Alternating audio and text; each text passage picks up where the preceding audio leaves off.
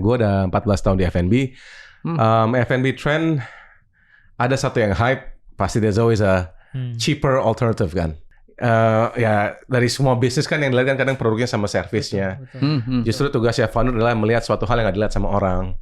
Total head office sama warehouse itu 160. Tapi kalau termasuk mitra kita dan crew outlet sekitar 4.000. Kenapa ST Indonesia sangat fokus terhadap brand, IP, dan tadi as you mention gitu kan, sekarang banyak alternatif lebih murah. Kita nggak mau masuk ke dalam price war. Trennya pasti selalu ada. Dan lo jangan cepat puas lah kalau brand lo lagi hype. Kan biasa gitu kan, wah lagi naik lagi. Justru itu saat-saat crucial di mana lo harus benar-benar merhatikan operations lo.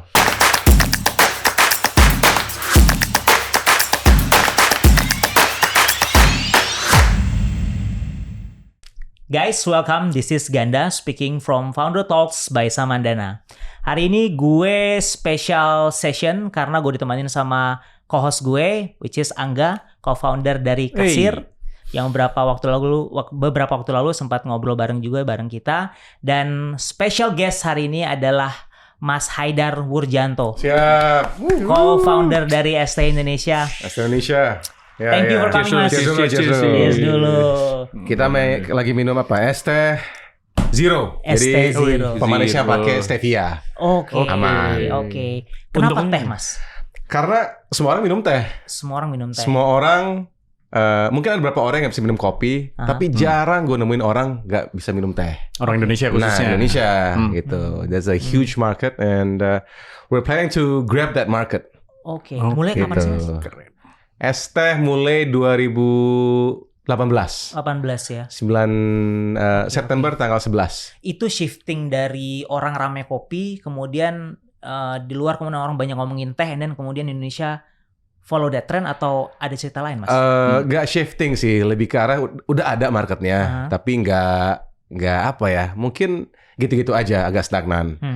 Kita ada banyak brand yang udah lama, terus sesederhana kita lihat kenapa harus yang istimewa kalau ternyata di sekeliling kita sebenarnya ada barang yang biasa bisa kita istimewakan, termasuk teh.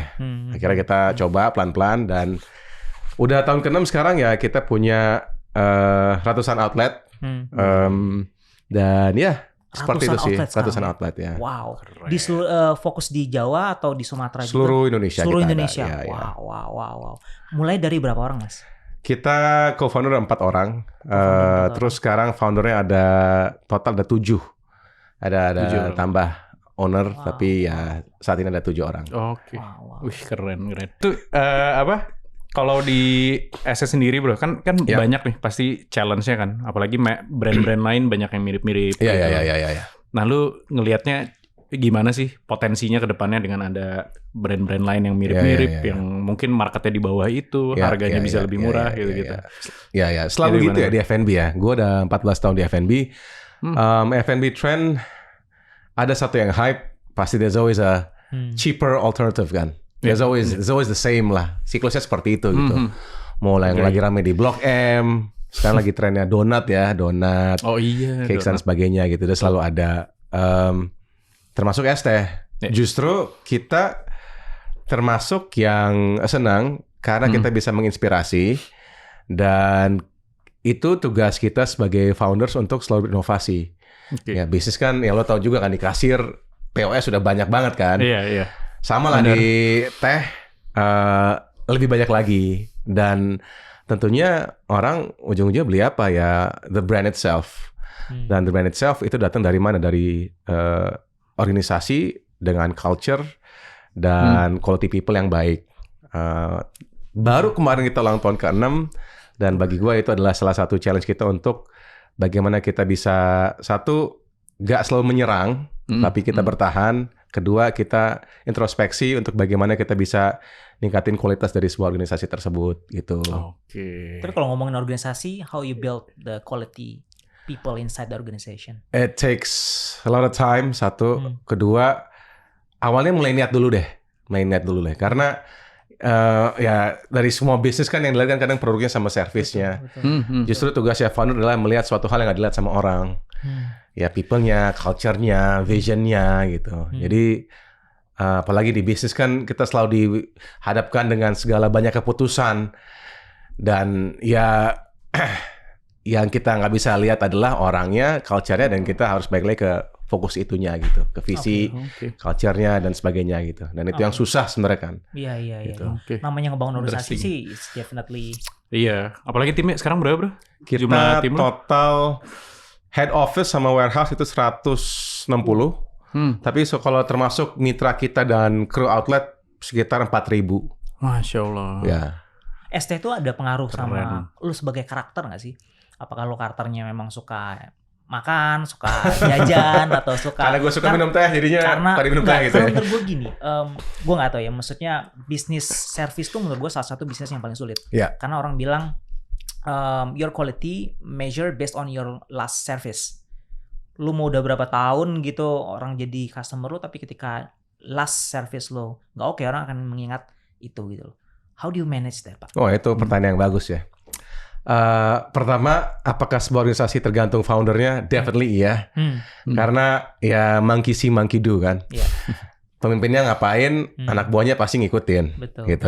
Jadi pasti seperti itu gitu. Dan soal service atau hospitality industry, the last service bisa pun jadi iya, bisa pun juga enggak gitu kan. Kalau lo udah suka banget sama sebuah brand dan lo tau lah ada sedikit flaws-nya gitu, tapi lo tahu true value-nya mereka apa, lo bisa maafkan gitu loh. Ya, mungkin sebagaimana kalau kita punya pasangan lah, mungkin ada saatnya kita lupa gitu kan. Kitanya bersalah gitu kan. Istri kita kan maafin kita kan bro ya. Gitu. Jangan lihat ke gua. Tiba-tiba minta cerai kan nggak juga gitu kan. Jadi ujungnya kan value dalamnya itu yang dilihat gitu kan. Agree. Jadi nggak, kecuali memang orang baru expose sama brand kita dan udah dari awal udah kurang bagus ya, dia mungkin akan langsung kabur. Tapi yang bagian orang lo yang udah lama sama kita, dia pasti tahu lah bahwa this brand stands for something, this has this value. Mungkin mereka bisa maafkan lah beberapa hal yang kita lakukan kesalahan. Iya, pasti sih. Nah tadi kan lu bilang ST 9/11 berarti kan ulang tahunnya sengaja. 9/11 ya. Nah terkait itu enak ya angkanya, bisa kita jadi gampang inget kan 9/11 kan. Ingat Porsche. Iya, bukan Porsche. Nah bro kan di sekarang ini kan lagi rame ini kan bro, minuman berpemanis tuh mau dikenain cukai gitu ya, kalau nggak salah ya, tahun depan ya kalau nggak salah gitu. Setahu gua seperti itu. Nah lu against itu atau enggak sih gitu? Kalau dari lu gitu, gimana sih bro? Gua ikut aja lah ya. Gimana? Karena beradaptasi lah ya. Iya. Regulator kan berkata bukan kita regulator kan. Pasti kan dalam segala kajiannya udah ada. Dan kalau emang itu yang terbaik buat bangsa ini ya silakan gitu kan. Tapi dari kita yang sebagai pelaku bisnis, kita fokus ke suatu hal yang kita bisa kontrol. Salah satunya adalah kenapa ST Indonesia sangat fokus terhadap brand, IP, dan tadi as you mention gitu kan, sekarang banyak alternatif lebih murah. Yes. Kita nggak mau masuk ke dalam price war gitu. Andai pun ada cukai, ya mau nggak mau kan itu kan akan ngaruh ke cost dong, ke harga, Agree, ke COGS. Nah, yang bisa mempertahankan itu adalah IP dan brand itself gitu. Kalau kita nanti ada yang lebih murah, tiba-tiba 3.000. Sekarang ST yang ada yang harganya 500 perak juga ada. Udah jumbo 500 perak, gue nggak ngerti itu isinya gimana. Nah, pada akhirnya kalau F&B kan orang selain produknya juga lihat brandnya juga gitu. Apakah brand ini udah standar halal, udah udah kualitasnya udah terjaga dan BPOM dan sebagainya. Nah, kita juga ikutin standarisasi rangkaian dari warehouse, bahkan dari sourcing vendor, dari petaninya sampai warehouse-nya sampai end user itu udah tersertifikasi, udah dijamin aman semua gitu. Dan people kan belinya itunya gitu. Jadi keren. salah satu kita fokusnya nggak hanya produk yang enak, affordable, juga menyegarkan, tapi kita juga fokus ke brandnya gitu. Mas, tapi kalau lo ngebangun brand es teh Indonesia gimana Mas ceritanya? Ini ngomongin brand nih. Brand ya. Kita sangat-sangat mungkin kita salah satu pelopor yang bikin nama-nama yang agak receh ya. Sekarang kan kayak banyak brand yang kelihatan itu nggak niat gitu kan. Es Indonesia ya sesederhana itu ya. Masuk 2018 justru di dalam keadaan exposure yang begitu kompleks kita mau menyeduhkan suatu hal yang sederhana. Es teh Indonesia, jelas-jelas produknya es teh. Dan ini dari Indonesia, direct, clear, nggak aneh-aneh, nggak belibet, dan simple dan ngena gitu. Justru salah satu ya? Yang menurut gua bisa naik adalah karena namanya. Gampang diingat. Branding awalnya kita bilang kita hanya jual teh, dikasih es batu, dikasih gula. Dan orang pas lihat itu kayak, lo terus jualannya apa gitu kan? Ya ini, teh, gula, sama es batu gitu. Tapi bisa rame. Betul. Apa yang bikin bisa rame? Karena receh kali ya? Gimana cara ngebungkusnya itu? Dulu, 2018, nggak banyak yang lakuin hal kayak gitu. Yang apa ya, gue sebutnya apa ya, kayak lucu aja gitu kan. Ini nggak jelas produknya, maksudnya bukan nggak jelas ya, kayak direct ya. Iya. Direct, terus to the point, lucu kayak meme gitu, akhirnya orang penasaran gitu. Betul. Tapi jadi top of mind sih bro. Maksudnya gue kalau lagi arisan atau kumpul keluarga gitu, pesan apa ya? Biar gue ada kontribusi ke keluarga. Terus dengan keterbatasan duit gue bisa lebih banyak kan? Iya. 70.000 10 kayak pas datang kan orang, wih ada pride-nya kan. Iya. Masa es teh lain lah ya, es teh Indonesia lah. Ya, karena kita di Indonesia ya nggak? Iya makanya. Itu jadi top of mind sih. Ya, dan kita pernah riset juga ketika consumers dengar es teh, top 3 brandnya apa? Dan dalam 5 tahun, es teh Indonesia adalah salah satu yang di benak konsumen ketika kata kunci adalah es teh. Orang langsung terasosiasi dengan es Indonesia. Keren. Gitu. Itu udah kita riset. Iya, bukan Haidarnya ya dia lihat. Bukan Haidarnya. Ya. Karena kan gue gak ada kemal. Ya, gue gak mau ke arah sana ya seperti bro Angga lah ya. Udah mau. Enggak. Tapi lo tadi mention lo 15 tahun di F&B business. Yes. Berarti sebelum di es teh? Banyak, ada jualan nasi goreng di pinggir jalan, ada crepes juga, ada Momo Milk salah satunya, banyak macam-macam. Oke. Jadi emang lo creating brand dari 14 tahun yang lalu lah. Yes. Wow. Tapi along the way, apa yang lo pelajari ketika kita ngomongin bisnis gitu, ngomongin bisnis F&B gitu, dari berbagai macam brand yang lo bangun tadi? Along the way, trennya pasti selalu ada. Dan lo jangan cepat puas lah kalau brand lo lagi hype. Kan biasa gitu kan, lagi naik lagi. Justru itu saat-saat crucial di mana lo harus benar-benar merhatikan operations lo, gitu. Benar-benar harus lihat, harus kaji gitu. Kan banyak yang, oke, ini hype, lagi rame, ini akan selamanya seperti ini. Enggak, salah. Total kalau kayak gitu. Apalagi sekarang kan kondisinya, lo udah TikTok, udah ada Reels, ada apa. Semua orang kreatif, barrier of entry-nya kan kayak gini kan cepat juga kan. Gampang, mudah dimasukin kan. Jadi sekarang yang gue pelajarin kalau emang lagi bagus, lo dengan segala upaya lah lo pertahankan, lo awasi bener operationsnya seperti apa, dan pastikan lo harus sampai ke consumers gitu. Wow. Keren. Seperti itu sih bro. Nah lo kan ini ya, kita juga lihat lah di IG-nya Bro Haidar nih. Gua ya, bukan Esta ya. Bukan. Nah, lu kan ini bro, punya mungkin salah satu kebiasaan. Jadi kalau gue lihat ya beberapa orang-orang sukses gitu ya, punya kebiasaan yang mereka lakuin secara konsisten dan beda-beda gitu. Gitu. Kayak kalau gue lihat nih yang lu punya kesamaan kayak Nelson Mandela gitu, CEO-nya Microsoft. Dia kalau ditanya, lu apa yang lu lakuin? Nelson Mandela. Siapa? Satya Mandela. Satya Nadella. Nelson Mandela. Nah, Satya Nadella. Nah, itu kalau ditanya, lu bangun pagi apa yang lu lakuin pertama? Dia cari sepatu lari gitu. Pak Menteri kita, Pak Sandi, yang dia lakuin konsisten lari gitu. Hampir setiap hari gitu. Nah, gue lihat kan lu punya kesamaan di situ nih, lari juga gitu. Apakah, amin, sukses juga gitu sukses ya. juga, amin gitu ya. Lari juga ya. Iya, amin ya. Mudah-mudahan ya. Rekening gue juga sama ya. Amin sama. Dan lu kan HM udah 2 jam doang sekarang gitu. Nah, itu juga yang HM 2 jam sini juga. Tapi gue tadi berhenti gak? Gue 10 10K gue 2 jam tuh kemarin. Oh iya, oke. Nah, itu apakah itu jadi kebiasaan konsisten yang lo lakuin atau ada lagi sih bro sebenarnya? Konsistensi ya penting untuk tumbuh pastinya kan, gitu kan. Karena ya samalah bisnis kan tahu sendiri kan, naik turunnya itu gimana gitu kan. Dan kalau nggak punya konsistensi dalam hal positivity, keyakinan soal produk kita, keyakinan sama tim kita, ya lo akan kemana-mana jadinya kan, gitu. Nah kita butuh menjadi anchor ketika ombaknya lagi naik turun gitu. Itu tugasnya pemimpin. Termasuk juga sifat-sifat kita untuk lakuin. Ya misalkan tadi Pak Sandi olahraga, Satya Nadella juga olahraga gitu. Salah satunya di ST tuh kita punya Body Mind and Soul program.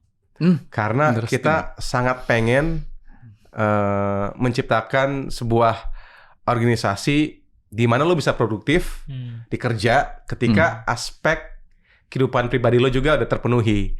Dan sekarang itu apa sih? Ya body, raga, mind, pikiran, dan soul secara jiwa gitu kan. Jadi kita kasih program kekaryawan kita adalah kegiatan olahraga, belajar, sesederhana lo traktir orang tua, beliin kado, kita bayarin. Company bayarin. Harapannya apa? Lo udah tenang deh urusan dan lain-lainnya lo ini di hidup. Lo kerja, lo fokus kerja, lo lebih produktif. Dan itu happen ya? It happens. Udah tahun ketiga sekarang dan orang ya alhamdulillah sih anak-anak SF pada senang gitu. Jadi kemarin ada 4 orang yang ikut lari di Maybank. Kita biayain. Di Bali ya? Di Bali.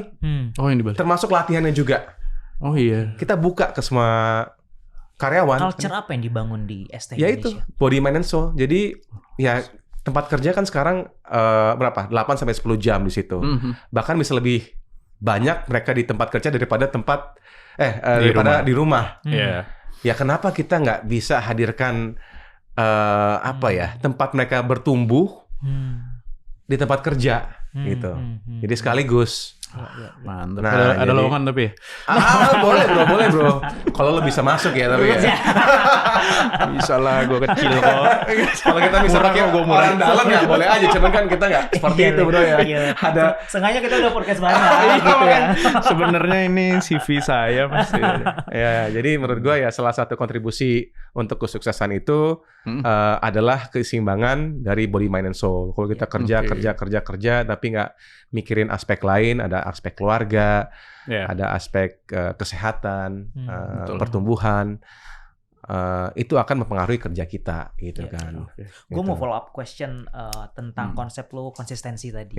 Konsistensi tadi pada satu titik emang perlu untuk kita ngebangun apapun bentuknya itu. Kayak lo bilang tadi ya kan kemana-mana kalau kita nggak konsisten gitu. Tapi problemnya adalah ketika kita terlalu konsisten, kita kemudian tidak bisa melihat kanan kiri. Kita nggak tahu nih trennya lagi kemana.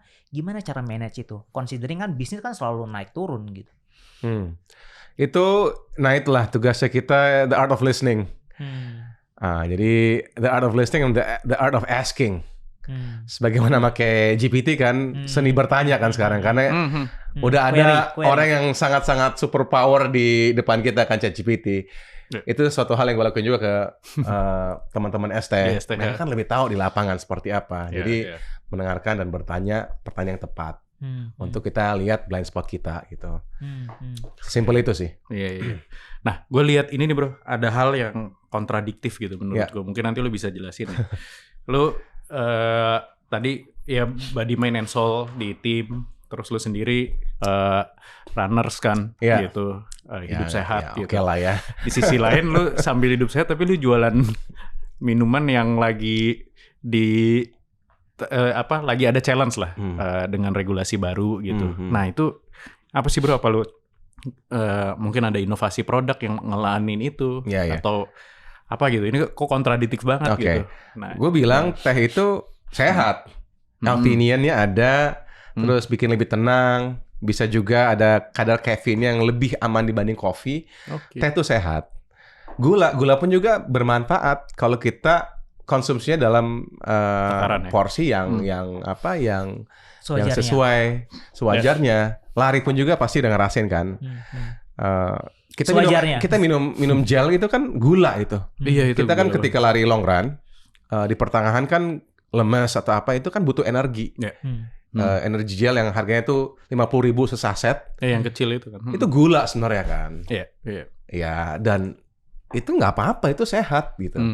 Selama takarnya sewajarnya gitu. Dan esnya tuh kita juga semuanya sewajarnya gitu. Gulanya sewajarnya. Kita pun juga ada level sugar. Jadi kalau wajar lo adalah slight sugar, misalkan 5 ml gulanya, ya kita ada opsi itu. Ketika lo mungkin lagi beraktivitas, lo butuh gula lebih banyak, kita ada normal sugar atau extra sugar pun kita ada. Jadi kita kasih opsi itu ke konsumen, gitu, ke pelanggan. Dan ini semua masih sesuai BPOM, halal, udah regulated, aman. Jadi balik lagi ke konsumennya, gitu. Dan kita mempersiapkan level apa yang lo perlukan, bentuknya seperti apa, kita ada di Es Indonesia, gitu. Batas wajar tuh berapa, Mas? Batas wajar. Sehari itu berapa gelas kah atau berapa batas wajar? Batas wajar relatif lah. Cuman kalau nggak salah ya. 80 gram itu maksimal sehari buat cowok. Ke cewek itu lebih rendah kalau nggak salah 60. Ini gram berarti gula berarti? Iya, gulanya. Oke. Cuma nanti cek dulu efeknya sebelum lo tanya. Iya. Ada di sini. Gue lupa nih. Karena persiapannya pagi ini gue kita podcast ya bro. Iya, ini ada bapak-bapak yang tiba-tiba makanya lu ini ya bro ya. Tapi tambahan lagi nih. Inovasi untuk yang benar-benar yang tidak konsumsi gula sama sekali, kita ada es teh zero. Jadi ini adalah teh es batu sama pemanis dari stevia. Gitu. Jadi organik lah ya. Ini jauh lebih sehat lah insya Allah. Ya sehat, nggak ada kalorinya juga. Kalau buat yang intermittent fasting, biasanya kan pagi nggak makan tuh. Kayak gue makannya siang. Daripada gue kan kalau air putih pasti lah ya. Iya. Kopi hitam atau enggak. Pengen yang manis-manis sedikit, gue bisa pesen ini. Pakai ini. Karena nggak ada kalorinya. Nggak ada kalorinya. Yes. Keren banget. Ya. 0% berarti ya? ST zero? Iya, ST zero. Zero calorie sama zero sugar. Wah, tapi PPN tetap 12%. PPN 12%. Gimana? Tahun depan kan ya? Januari. Belum. Semoga ini ya, semoga ada inspirasi gitu. Maksudnya government ngelihat, ST bisa bikin ST zero, nih kita bisa bikin pajak zero juga mungkin ya. Bener, atau ulang tahun ST di tanggal 11. Tetap 11% aja gitu ya. Lu dulu kuliah di mana sih bro? Mungkin gua S1 dikit. di IPB, terus baru kelar di ITB. Oh iya, congrats ya. Wah keren banget. Udah bapak. Ambil apa di ITB bro? Di SBM. Di SBM, oke. Siap, bapak ITB, keren. Lu angkatan berapa di IPB? Gua kelihatannya angkatan berapa ya? 4 sekian atau 4 sekian, 46 ya. Mati masuk 2009. 2009. Nice. Gila berapa puluh tahun yang lalu itu ya. Kayak baru kemarin ya. Iya. Nah, ini nih bro, yang satu lagi yang menarik menurut gue, ini kan cukup banyak inilah isu-isu mungkin boykot gitu-gitu ya. Produk-produk yang nggak inilah. Tapi ini kan saatnya brand-brand lokal bisa naik kelas, expand sampai global. Gue yakin pasti ada rencana global gitu. Nah, yang pengen gue tanyain, apa sih yang ngehambat brand-brand gede nih kayak ST untuk bisa ngalahin brand-brand gede yang di luar gitu? Let's say lu ngalahin Pepsi atau apa gitu. Pepsi. Apa sih hambatannya? Kenapa brand-brand di Indonesia tuh nggak bisa seglobal itu? Kalau lu lihat apa sih challenge-nya? Challenge-nya ini butuh semua stakeholders untuk berangkat kan. Salah satunya kan Pak Sandi punya Spice Up Your World kan. Spice Up to the World kalau nggak salah itu kan, program Kemenparekraf untuk memperkenalkan ini loh produk Indonesia. Ini loh kita punya banyak produk dan brand yang bagus, nggak kalah gitu.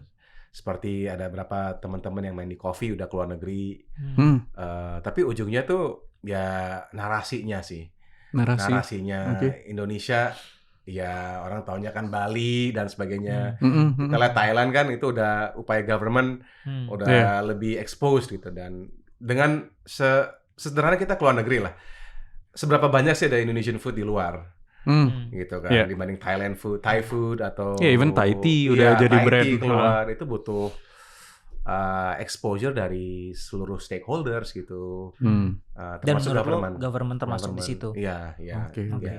Ya contohnya kan ada beberapa brand coffee yang udah keluar di Malaysia, di Singapura. Itu punya kan ada campur tangannya government untuk kasih akses mungkin dari capital, dari perizinan, dari kemudahan ekspor impornya, permits ya dan sebagainya. Itu kan butuh pelatihan. Jadi harus kerjasama semua stakeholder untuk meningkatkan hal itu gitu. Ada rencana bro, ST Indonesia kemudian expand keluar? Ada banget. Kita salah satunya membuka di Australia. Sempat ada obrolan. Ada orang Indonesia yang tinggal di sana dan beliau membuka ST Indonesia di sana, di Melbourne tepatnya. Udah rencananya seperti itu. Oke, keren. Cuman kita kan lagi lihat nih, kaji dari marketnya, visible marketnya seperti apa dan sebagainya gitu. Tapi definitely ya salah satu kenapa kita bawa nama Indonesia ke brand kita adalah karena secinta itu kita sama Indonesia.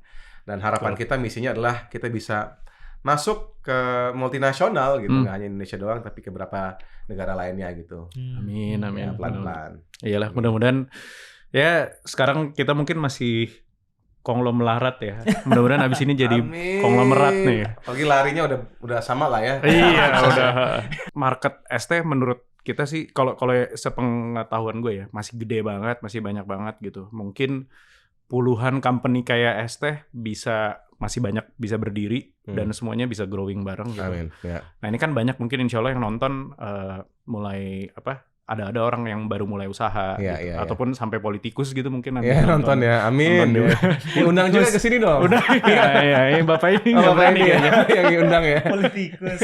Gitu. Nah, itu apa bro? Mungkin pesan buat orang-orang yang baru supaya bisa kayak Haji Aidar ini. Haji Aidar. Haji Ausi kali ya. Pesannya buat orang baru. Nah, sebagaimana gue udah 15 tahun di F&B, gue ganti bisnis, ngalamin banyak pembelajaran ya. Itu termasuk salah satu konsistensi untuk kita selalu berjuang. Kalau emang kita secara brain wired-nya udah pengen jadi pengusaha, nggak pernah mudah menyerah, itu akan datang dengan sendirinya. Termasuk kita punya 800 sampai 1000 mitra. Itu kan sebenarnya bentuk kita mengajarkan mereka untuk yuk ini jadi pengusaha.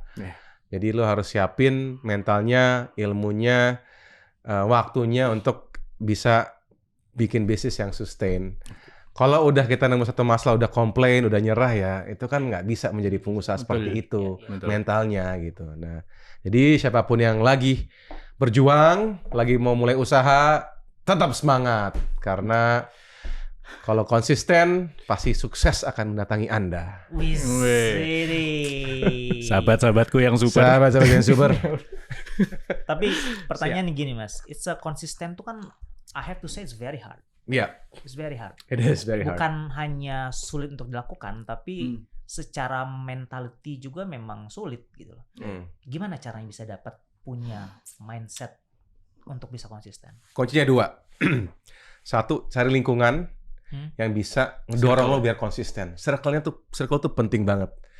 Lo kalau di circle-nya tukang ngeluh semua, lo 99% lo akan jadi tukang ngeluh juga. Iya, benar-benar. Iya. Lo kalau di lingkungan kayak mes yang keren-keren gitu kan, hebat-hebat, ada yang konsisten. punya nasi ayam gokski gitu. Itu termasuk yang itu. Iya, itu keren. Lo kan kebawa gitu kan. Jadi pertama tuh lingkungan lo cari yang bener-bener.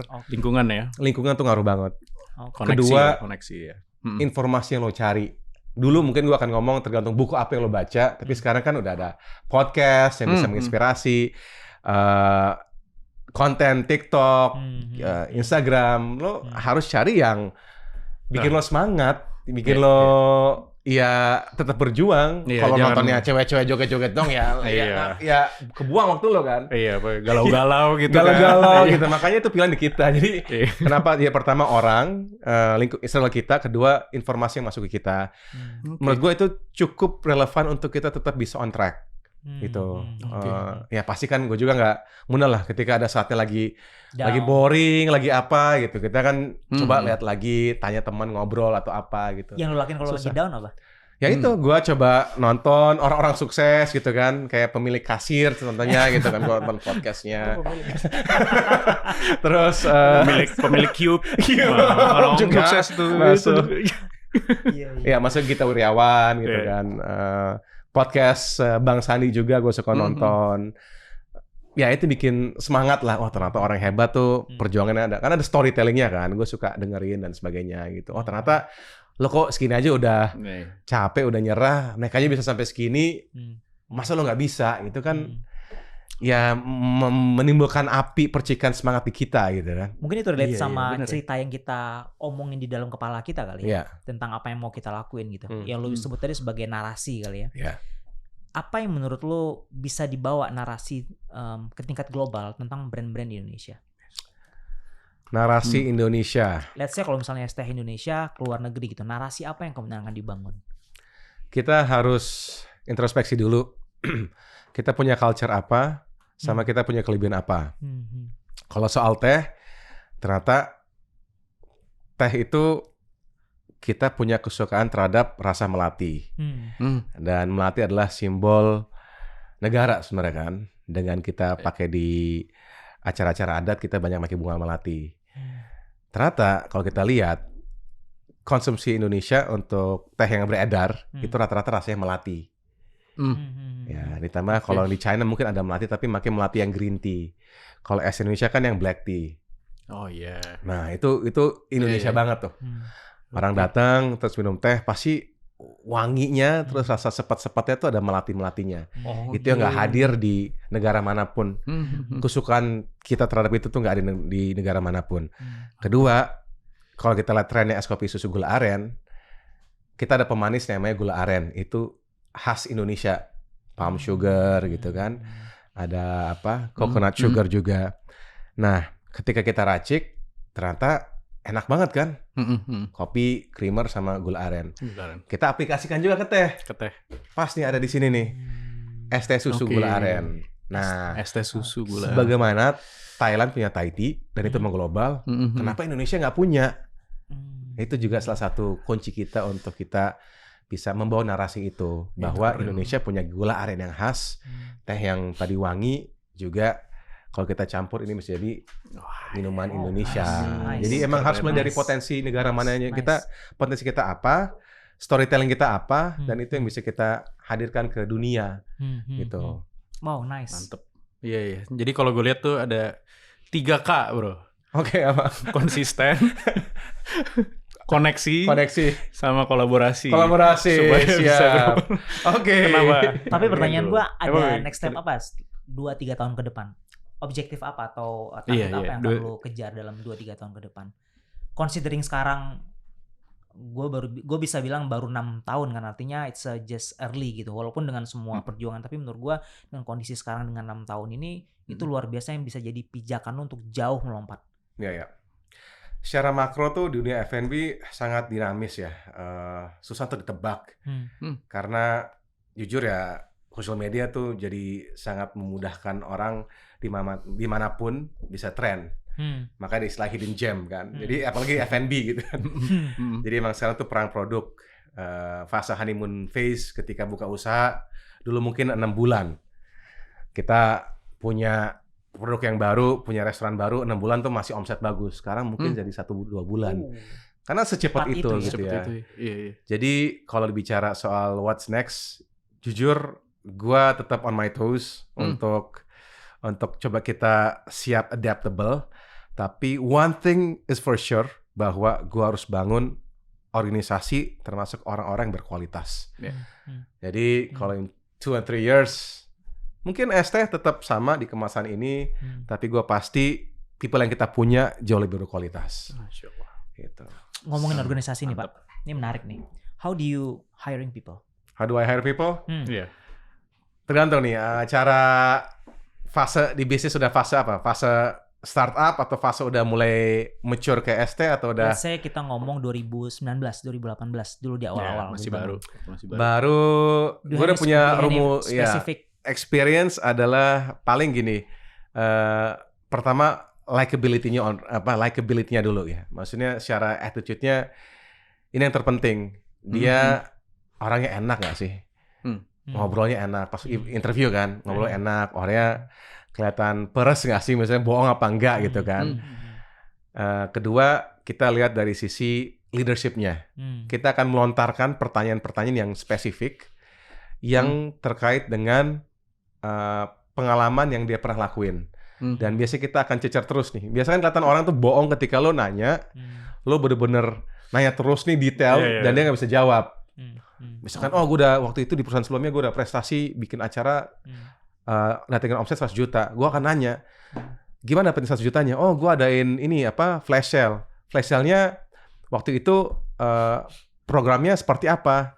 Kalau dia udah berarti kan kelihatan bohong. Jadi gue coba cecer secara detail, secara leadership-nya. Ketiga baru knowledge, itu yang faktor paling kecil.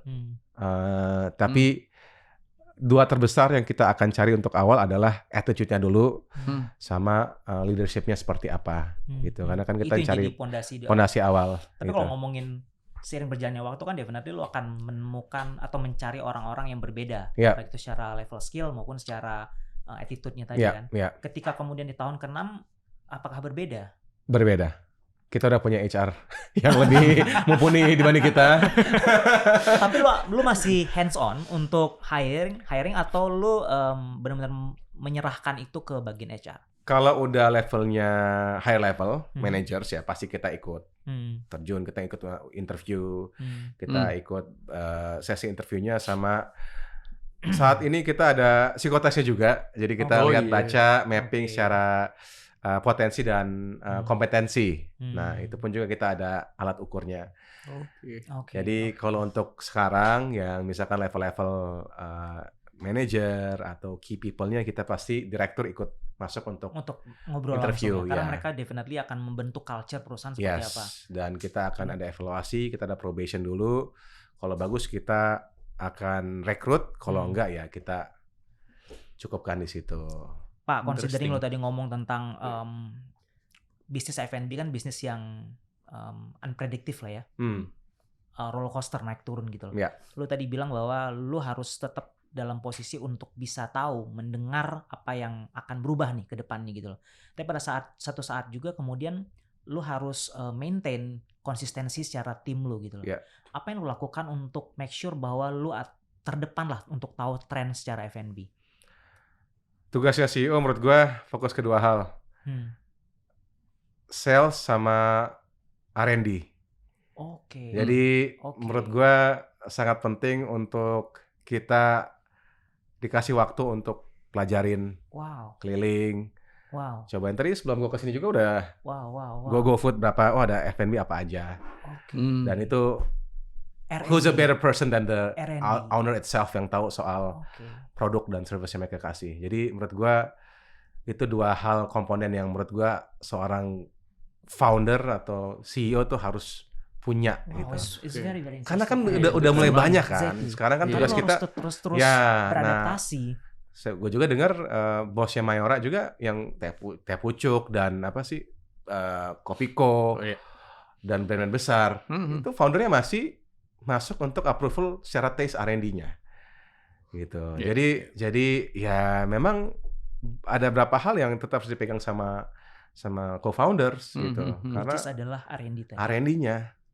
Kalau F&B kan soal about product. Ya, sama juga di kasir mungkin kan. Ya lo harus ya nyoba-nyobain ya gitu kan. Bener. Iya. Masih percaya. Makanya kalau itu ya, yang kalau di kasir ya kita bikin kafe yang pakai kasir. Harus dipakai jadi supaya validasi ini bener apa enggak. Iya. Cakep tuh. R&D ya. R&D tadi based on market atau competition, atau lu kemudian memang punya arah.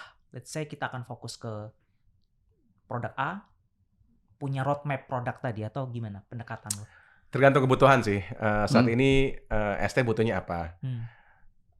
Gue akan coba share overall Gua akan coba, kan nggak usah juga kita lihat direct competition, kan ada juga indirect competition. Kita coba lihat sebagai customer experience-nya dikasih apa sih sama satu brand ini gitu. Kita akan bedah, kita akan pelajari, dan kita akan coba nilai value apa yang kita bisa integrasikan ke ST gitu. Tapi balik lagi ke ST saat ini mau larinya kemana gitu. Pak, sorry, mungkin gua coba pertajam gitu ya. Ini perspektif gue dari luar gitu Pak ya. Sesuatu hal yang kita lihat sebagai simple itu sebenarnya di belakang itu luar biasa rumit. Yeah. Dan it takes an art gitu untuk melihat itu sebagai simple gitu. Steve Menurut Jobs gua, ya ngomong gitu. ST itu simple. Yeah. Dari luar gua nggak pernah touch bisnis F&B, tapi gue yakin banget di belakangnya itu is very apa namanya, hal yang sangat rumit di belakang. Banget. Pasti rumit. Nah, boleh nggak Pak? Itu kan sebenarnya jadi challenging ketika orang-orang, teman-teman di luar sana yang kemudian berusaha untuk nyoba bisnis F&B gitu, untuk di-sharing sebenarnya part mana yang mesti diperhatiin when it comes to building a product and also brand. Karena different thing loh ya. Menurut gue ya, building a product and then building a brand. Definitely building a product is hard, apalagi building a brand. Agreed. Kata Steve Jobs, simplicity is the ultimate sophistication kan. Setuju. Kalau bikin produk, ujung-ujungnya harus enak, itu udah wajib di F&B gitu kan. Karena gue juga pernah berbisnis sama artis terkenal banget, dan itu pun juga bisa gagal kalau produknya nggak enak. Jadi I would agree, kalau brandnya bagus, tapi produknya nggak enak, itu akan mati-mati juga. Gitu. Dan itu IG-nya waktu itu sampai nyentuh 1 juta kok. Si brand ini gitu kan. Penasaran ya? Gua nggak enak ngomong di sini. Jangan ya. Takutnya nih viral kan. tapi ujungnya produknya. Produk kan banyak dari sisi value for money-nya gimana. Dan apalagi F&B kan ada bagian service-nya juga gitu. Jadi ya how to build product brand bener berbeda. Tapi in a way mereka tuh ada interconnectedness-nya yang kita harus perhatiin gitu kan. The product itself is a brand juga, bisa bilang seperti itu. Kalau udah enak, betul. Itu kan membawa brandnya. Membawa brand yang positif gitu. Ya. Jadi balik lagi ke bagaimana membangun dua hal itu. Ini bisa podcast jadi 5 jam sebenarnya, tapi ujung-ujungnya 14 tahun pengalaman. Kalau gua harus persingkat adalah sering-sering menanya ke consumers. Kita harus jadi customer centric. Itu paling benar, collecting data, dapetin feedback, validation.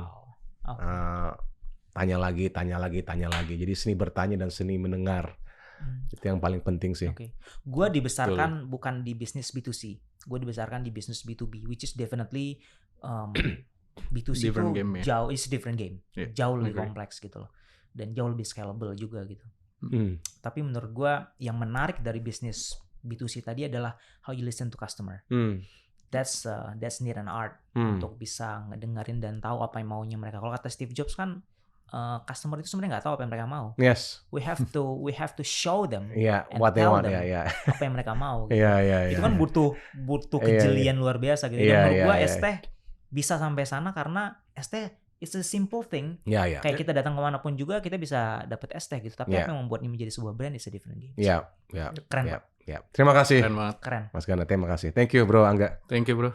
Thank you. Oke. Guys, gue hari ini gue belajar banyak banget hari ini. Yang pertama karena gue belajar langsung sama orang yang ngerti banget sama bisnis B2C business. Dan gue belajar tentang bagaimana mendengarkan customer. Tapi satu hal yang pasti adalah bagaimana kita membangun konsistensi. Karena apapun yang dilakukan tanpa konsistensi tadi tidak akan pernah sampai kemana. Karena seperti lari juga, kalau kita tidak pernah lari 1 kilometer, jangan mimpi bisa nyampe full maraton ya Pak. By the way, mudah-mudahan berhasil Berlin Marathonnya. Amin. 2 bulan lagi ya. Yes. 2 bulan lagi 2 minggu lagi. Oh 2 minggu lagi. Gila. The latest berarti berapa sekarang? 3/4? Gua udah mulai tapering kan sekarang kan. Okay. Jadi 25 berangkat, nanti ada shake out run di sana, terus langsung gas. Wah. Mudah-mudahan lah. Lari itu one of the best sports. Yes. Gue yakin orang yang pernah lari jarak jauh lebih dari 10 kilo tuh ngerasa kalau lari itu it's addicting ya. It's a meditation. Meditation benar. It's a meditation. Kayak torturing yourself gitu. Dan you enjoy it. And you enjoy it. Sorry to say, tapi gue belajar banyak hari ini. So guys, thank you so much. Mas, thank you so much. Thank you. Siap. Thank you so much. Siap. Thank you, man. Siap. Sukses ya kasir. Sukses ya. Guys, thank you so much for listening. This is Ganda speaking from Founder Talks by Samandana.